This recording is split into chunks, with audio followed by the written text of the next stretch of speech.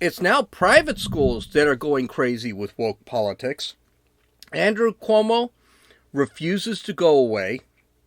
And, because we skipped it Friday, you're canceled. This is Gene, and you're listening to Dumbasses Talking Politics. Hey, this is Gene. Happy Monday, and welcome back to Dumbasses Talking Politics. Okay, I missed Friday's show. That's because of the Biden press conference. I decided to just take the time off. So let's go over some of the stuff we talked about on Friday, and then we have to go over some of the news, because there is a ton of news. So wokeness is really is not already in the public school system. Now it's beginning to infiltrate into the private school system. My gosh, we'll be teaching our kids at home very soon. Grace Church School published a 12-page memo that encourages people to stop using certain terms that it considers to be outdated and replace those terms with what they consider inclusive. Just an FYI, Grace Church School is, the last I checked, a Christian school, which the name kind of implies, and it costs about $57,000 a year. There are actually a couple of Grace churches in Southern California. This memo states, instead of saying boys and girls, guys, ladies, and gentlemen, you should say folks, friends, readers, or mathematicians. Where they came up with mathematicians, I'm not exactly sure with guys, but okay. Instead of assuming gender-based stereotypes, which means you're a boy or a girl. If you saw me, I'm a boy. People should respectfully ask how to identify if familiar, and by the way, I'm quoting here, how to identify if familiar establishing a culture of sharing, affirming pronouns in class. Huh? We're going to talk about this because there's another story that I matched up with this one that is really weird. And this is happening in our high schools and colleges. Okay, instead of saying mom and dad, you should say grown-ups, folks, or family. So mom and dad, band. Instead of saying parents, say grown-ups, folks, family, guardians. There's dozens of this crap. They've actually got listed in that 12-page memo. You can go to Dumbasses Talking Politics and click on the link. It's there. It's just incredible. They also say there are some words that should be completely banned altogether, that these words shouldn't be used. They're outdated, is what they call them. Colorblind. No one is colorblind as it pertains to race. We see the skin tones of people and assumptions are made about how someone identifies racially. So in other words, this is the anti-racist woke politics that white people are automatically racist. And that black people are automatically suppressed. So that's why you can't say colorblind. For example, I'm sorry, I am colorblind. I really don't care what race you are. You can be any race. If you're a good guy, I'm going to hang with you. If you're a bad guy, I'm not. It's that simple. Caucasian needs to stop being used. The correct term is white, mind you, with a capital W. By the way, when I write this stuff down, if you don't go to my website, you'll notice black is lowercase b, white is lowercase w. You know why? Because they ain't that important. The correct term is white. White is a more accurate description of light-skinned people of European descent. Okay? Well, I'm an American, so what does that make me? Anyway. Diverse person student. Referencing a person of color. A person is not diverse. A group of people can be diverse. That's actually not a bad definition. It's pretty accurate. But a person can be diverse. A person could really not care about your color. As a matter of fact, why is it important what your race is? Isn't it how you treat an individual? No, apparently it doesn't matter. I'm racist anyway because I'm white. And I'm white supremacist because I like math. So, and I find that's why I find color, I find the terminology of mathematicians weird for defining someone's gender, because math is considered a code for white supremacists. So, hey, Traditional family, that's gone. We actively try to undo notions of a typical or normal family structure. Each family is unique. Traditional family is defined as mother, father, and kids. Now, you can belong to a broken family which has a mother, father, but the mother and father don't live together with kids. Or you can be a single parent, which is a non-traditional family. I'm sorry, you're a mother and there's no husband to be found. And at $57,000 a year tuition, I'm pretty sure most of these schools, most of these families there are traditional families. They may not be together, but that's, again, not really traditional. It is today. But traditional family is a traditional family. It does have a definition. And finally, real parents. That's got to go. A preferred term is birth parents. Now, mind you, this school is not going to throw you out if you use these terms or you don't follow their lingo criterion. But the reality is that you put in a lingo criterion for a bunch of kids that are K through 12 is stupid. The purpose of the policy, according to the guide, is, quote, the goal of this guide is to provide the community with more inclusive language that is aligned with the mission of Grace Church School. While we recognize hateful language that promotes racism, misogyny, homophobia, and other forms of discrimination are already addressed in our school handbooks, we also recognize that we can do more to ban hateful language. We can use language to create a welcoming and inclusive space. This guide addresses ways we can remove harmful assumptions from the way we interact with each other. Families are formed and structured in many ways. At Grace Church School, we use inclusive language that reflects this diversity. It's important to refrain from making assumptions about kids who live with, who cares for them, whether they sleep in the same place every night, whether they see their parents, etc. Here's the newsflash. You already have. There are rules everywhere about racism. You can't use the N-word when referring to a black kid anywhere. My Catholic school, when I went to Catholic school, that was unheard of. You just never did it. And there were rules against it. You can get suspended or expelled for it. Why is it these folks need to actually limit more language? I mean, yeah, I know not to use the N-word at work. I know not to use the N-word. Well, I don't use it at all because I think it's an ugly word. There's the S word for referring to Hispanics, and there's the K word referring to the Jewish folk. I don't use that language either.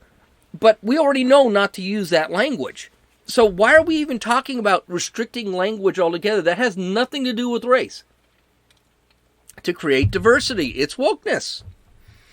Of course, this is supposed to be a Christian school. Now, I know I do give a lot of shit to Christian schools because they don't exactly believe the same thing I believe. I'm a Catholic.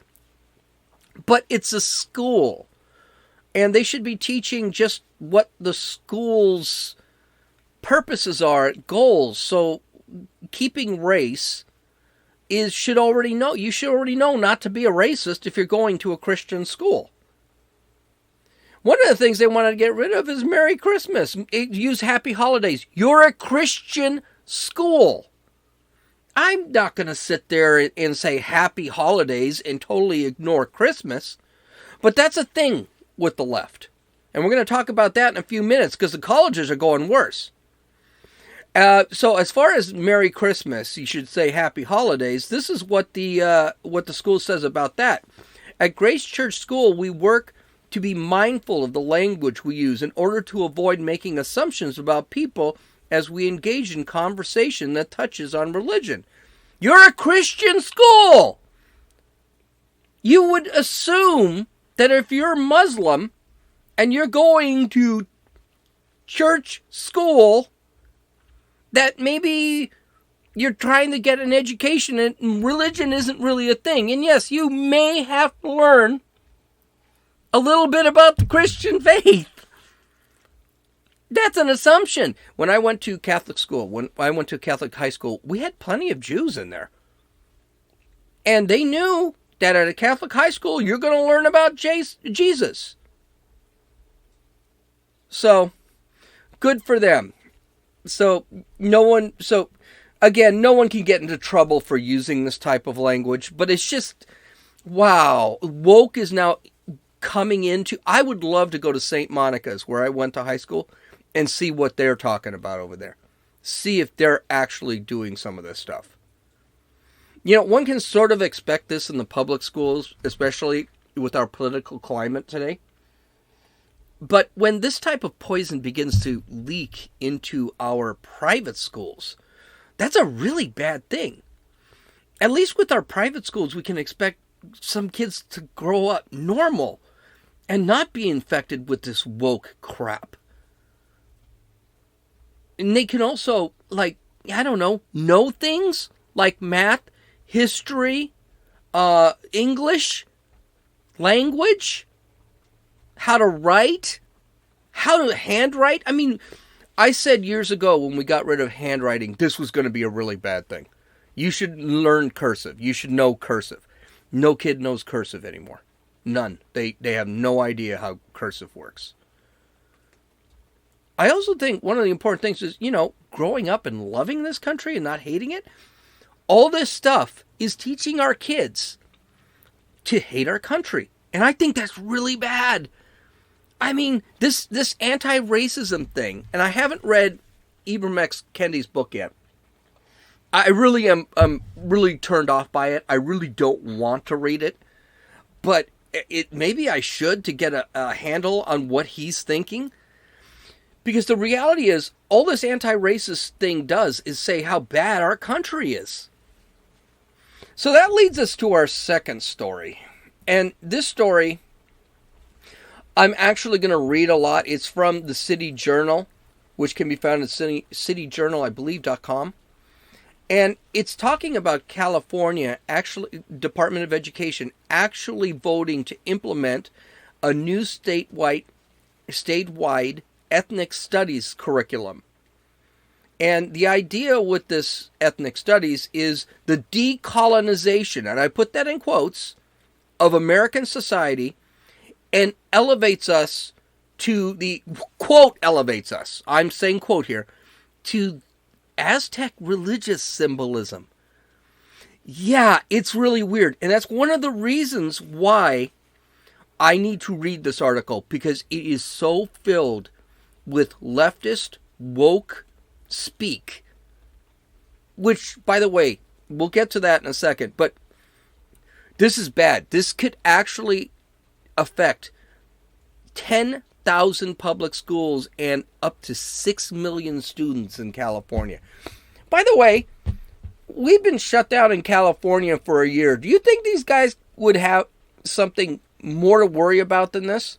Hey, oh, by the way, schools haven't been open in over a year.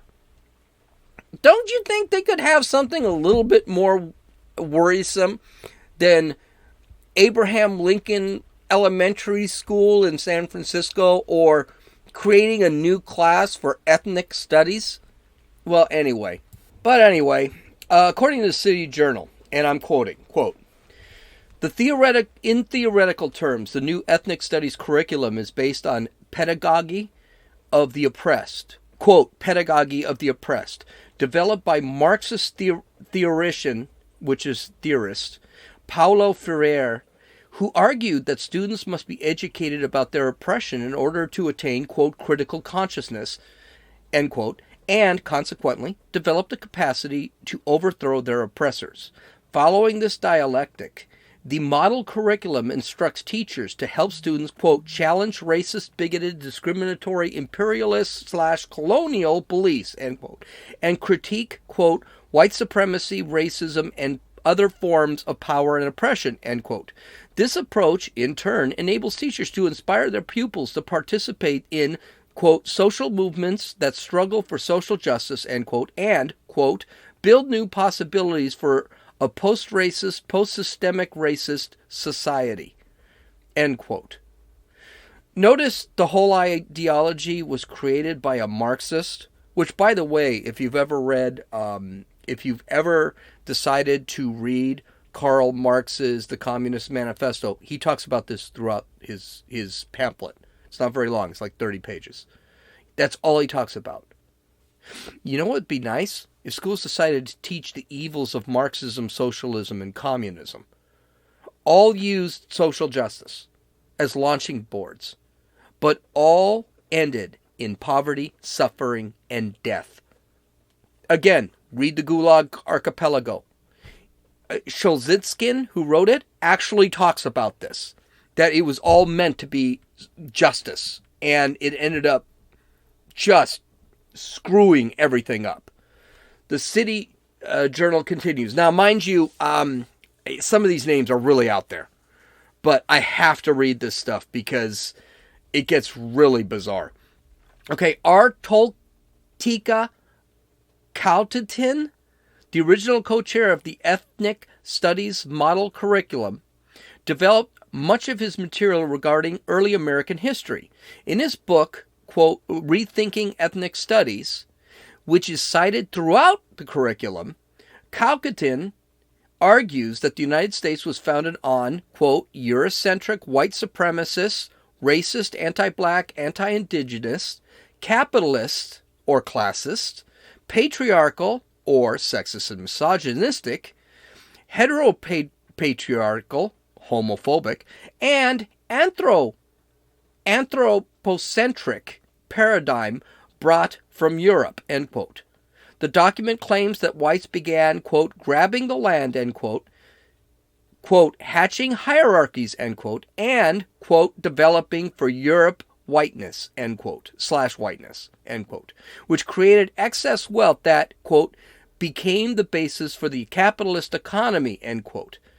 Whites established a quote, hegemony, end quote. This is really challenging my English, by the way, my reading, that continues to the present day, in which minorities are subjected to, quote, socialization, domestication, and zombification, end quote.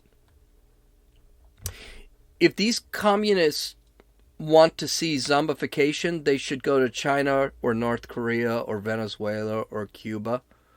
These are the countries that turn their citizens into slaves. They turned them into zombies. And if a citizen in these states doesn't become a zombie, they throw them in jail or they kill them. That's happening right now in Venezuela.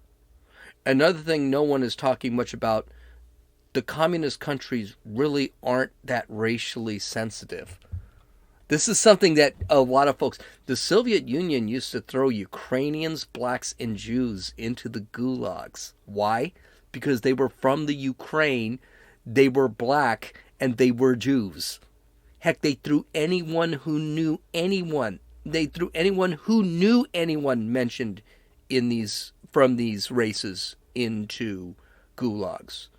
The soldier, Solzhenitsyn, was a gunner during World War II with the Soviet Union. He knew and talked to a Ukrainian, and that's why he got thrown into a gulag. So I don't want to hear anything about the Soviet Union being racially sensitive. They're not. The Chinese have put Buddhists and Uyghurs into concentration camps. They're doing that now. They reject the Hong Kong race. They reject the Taiwanese race. And now with Burma, we're seeing, which, by the way, is a Chinese occupation. The Burma, if you don't know, Burma actually had a coup after a democratically elected election where most citizens voted for the Democratic, the right-wing Democratic nomination, plus all of the Congress over there ended up being Democratic. And the coup by the military saying the elections were corrupt, that coup was orchestrated by the Chinese, and now we're beginning to see that. And by the way, they're shooting everybody in Burma. It's going absolutely crazy. Maybe we need to talk about that because it's not getting a lot of attention. Cuba used to put homosexuals and blacks into work camps. Che Guevara, you know, that guy they wear on the t-shirts, the red t-shirt with the guy with the beret, he was a known bigot and racist. And we already know what Hitler did. I know they call him a fascist, but he was a socialist first. And he ended up being the same thing that Stalin ended up being, that Mao ended up being, that Xi currently is, that Maduro currently is, that Castro was. He was the same bloody thing. I don't want to hear about empathy from the communists and the Marxists. They're not empathetic. It's a goal, a means to a goal. That's all it is. The Sydney Journal continues. The religious narrative is even more disturbing. Calcadon developed a related, quote, mandala, end quote, claiming that white Christians committed theocide, end quote, against indigenous tribes. That's a load of shit, by the way. We'll get to that. Killing their gods and replacing them with Christianity. No, that's not true either. White settlers thus established a regime of, quote, coloniality, dehumanization, and genocide, end quote, characterized by, quote, the explicit erasure and replacement of holistic indigeneity and humanity, end quote. The solution, according to Calcadon and the ethnic studies curriculum, is to, quote, name, speak to, resist, and transform the hegemonic, Eurocentric, neocolonial condition, end quote, in a posture of, quote, transformational resistance, end quote. The ultimate goal is to, quote, decolonize, end quote, American society and establish a new regime of, quote, counter-genocide, end quote, and, quote, counter-hegemony, end quote, which will displace white Caucasian culture and lead to the, quote, regeneration of indigenous epistemic and culture of futurity, end quote. Okay, if you understood any of that, good for you. Most of this was made up. There's no such thing as theocide. All right? Counter-genocide. What is that even? Counter-hegemony. What is any... The language this guy uses is just to make him sound really smart. This is why I like to read the articles, because I can't make this stuff up. I'm an English major. I'm studying more English. I read every day. All the words that were used here are just crap. And it's made to make this guy sound like the saint on top of the hill, which they're not. Half these words just made up, but they sound really scholarly, and they make him sound legitimate. Well, they're not legitimate. It's crap. It's just a lot. It's word vomit is what it is. And people make this crap up all the time. One of the reasons I can't be someone like this is because I just can't make words up like that. Another issue is going to be another issue there's going to have to be is the rewriting of American history for any of this crap to have this ring true. History is going to have to be rewritten to show there was genocide against the Indians. Guess what? There wasn't. Most of the Indians were killed through disease. The next killer was war. That's not genocide. Disease is not genocidal. War is not considered genocidal. It's war. The Spanish, the Puritans, the other religious groups like the Pilgrims took a dim view of doing anything with the Indians. They did want to convert them to Christianity, but they did not want to treat it as slaves or anything like that. Heck, they even traded it with them. Most of the conflicts didn't have anything to do with the color of one's skin back then. It had to do with land rights. We're going to get to that in a second. Oh, we're going to get to that now. I'm sorry. The Indians sold Manhattan to the Europeans. This is an example. 10 years later, the Indians wanted the land back because they thought the land was not sold to the Europeans, but it was actually leased to them. This is that concept of Indian givers. Okay. And by the way, the land was not bought by a few shiny baubles. The land was bought with money, currency, with resources, including guns and horses. The land was bought pretty much, pretty much with currency, something that actually was worth something. I know everyone tells you, hey, they bought all of Manhattan for 4 goats and shiny beats. That's not what happened. The problem is that the Indians at the time did not have a real understanding of land ownership or land value or the selling of land. They didn't understand this stuff. And they basically started a war over it. And, of course, the United States, and by the way, a lot of those wars, you see them on the Westerns, it's not incorrect. A lot of these Indians had guns, and they had guns because we gave it to them. Finally, this is something I was expecting and has been happening kind of quietly for a while.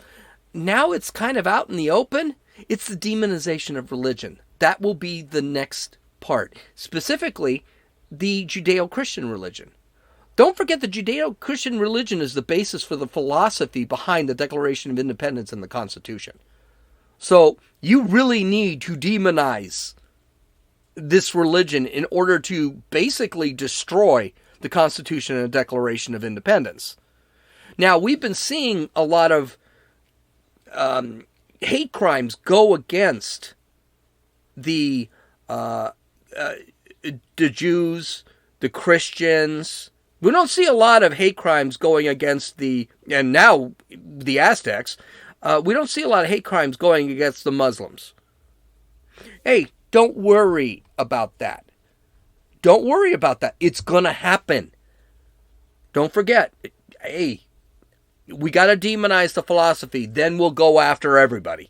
And that will happen. Don't think the Muslims are safe here. Eventually, the non-secular pagans of the left will go after anybody who celebrates a religion. So when I see a Muslim, I don't think he's a terrorist. I'm thinking, God, you need to come on board with me as a Christian. And same with the Jews. We all need to get together because this is going to come after everybody eventually. The article continues. This religious concept is fleshed out of the model curriculum official, quote, ethnic studies community chant, end quote. This is good. You'll love this. The curriculum recommends that teachers lead students in a series of indigenous songs, chants, and affirmations, including Inlach affirmation, end quote, which appeals directly to the Aztec gods. Students first clap and chant to the god, Tezcatlipoca, I don't know, whom the Aztecs traditionally worshipped with human sacrifice and cannibalism, asking him for the power to be, quote, warriors, end quote, for, quote, social justice, end quote. Next, the students chant to the gods Quetzalcoatl, Zipototec, I don't know, seeking, quote, healing epistemologies, again, big words, end quote, and, quote, a revolutionary spirit, end quote. Huitzilopochtli, in particular, is the Aztec deity of war and inspired hundreds of thousands of human sacrifices during Aztec rule. If you can't tell, the City Journal is against this. So I will mention this. Finally, the chant comes to a climax with the request for, quote, liberation, transformation, and decolonization, end quote. Bullshit. That's not what happened. That's not what the chant. Because the Aztecs didn't believe in any of that crap. So that is just made up. After which students shout, Panache Bay, in pursuit of ultimate, quote, critical consciousness, end quote. We're going to talk about the Aztecs. So let's not get crazy. This is not what the Aztec religion means. The chants have a clear implication. The displacement of the Christian God, which is said to be the extension of white supremacist oppression, yep, and the restoration of the indigenous gods to their rightful place in the social justice cosmology. It is, in a philosophical sense, a revenge of the gods. So that's what it comes down to, is to replace the Christian God, the Judeo-Christian God. And by the way, the Judeo-Christian God and the Muslim God, Allah, are not that far apart. They're actually considered the same God. It's just the philosophies are different. Okay? And yes, Christianity, Judeo-Christianity, Muslim religion, they have their skeletons. But these chants of this civilization, the Aztec civilization, murdered millions. In a 4-day stretch, the Aztecs killed, through sacrifice, 800,000 indigenous people. Most slaves from conquered tribes.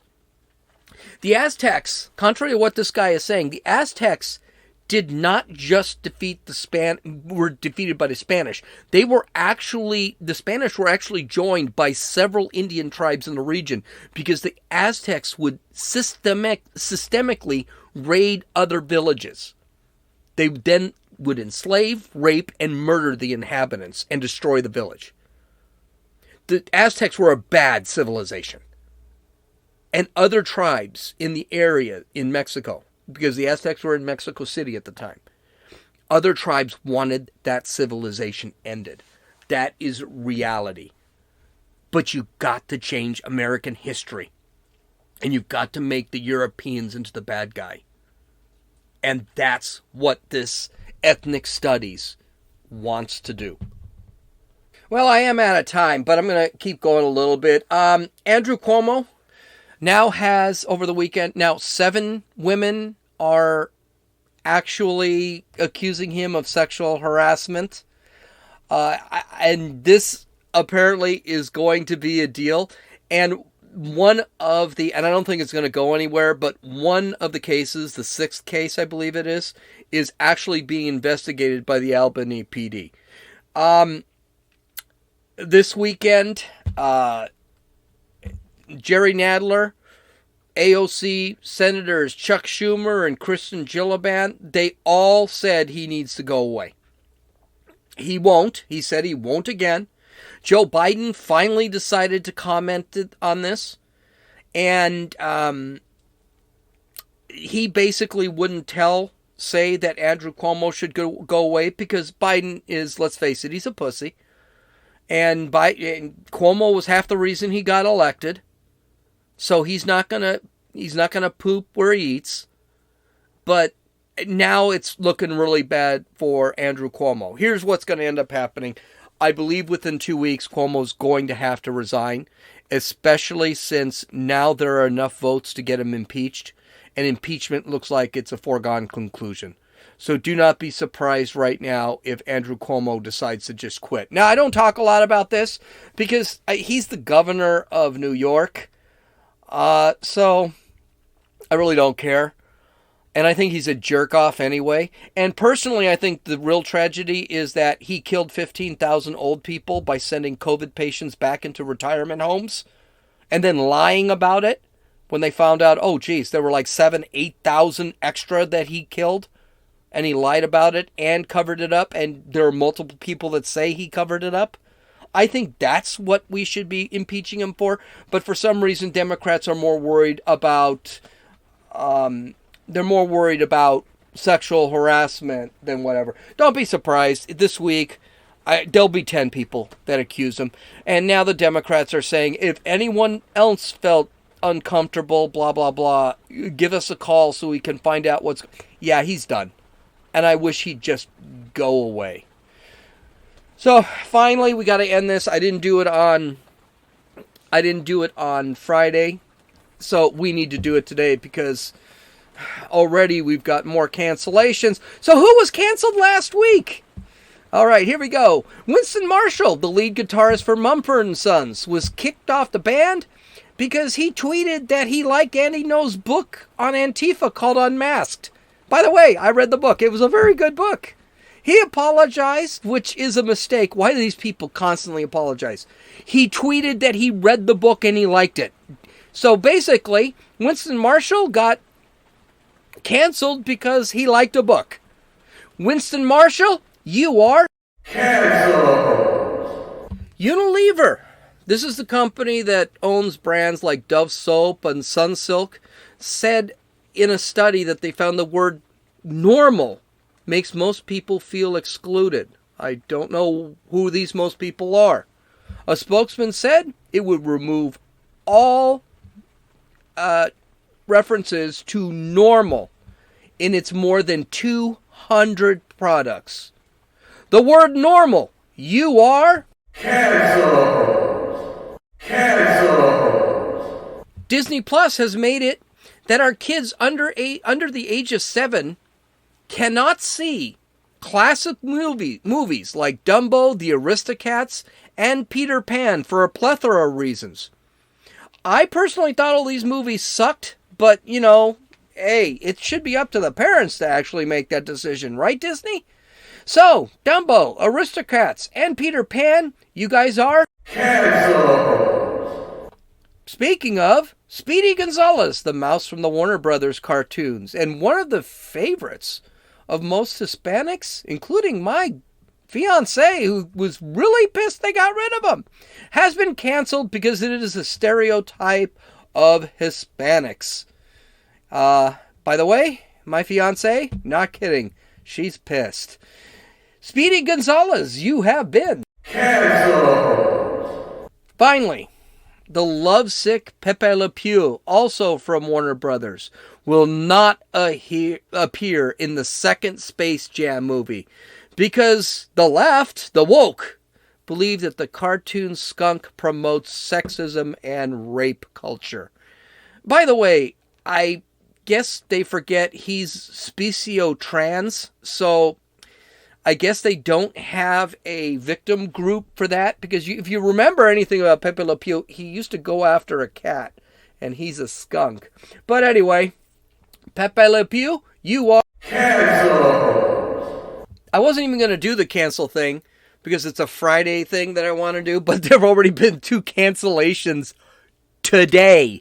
So I know that unless I want to do an entire podcast on what's being canceled, I might as well just get it over with. Okay. You can follow me on Parler. I haven't checked to see if it's up yet at Dumbasses Talking Politics. And you can follow me on Rumble at Dumbasses Talking Politics. You can download or listen to this podcast on Apple Podcasts, Podbean, Podcast Addict, Rumble, and YouTube. You can visit my website at www.dumbassestalkingpolitics.com. And yes, we've got a ton of news coming up. That was just from last week. I hope you enjoyed it. This is Gene. You've listened to Dumbasses Talking Politics.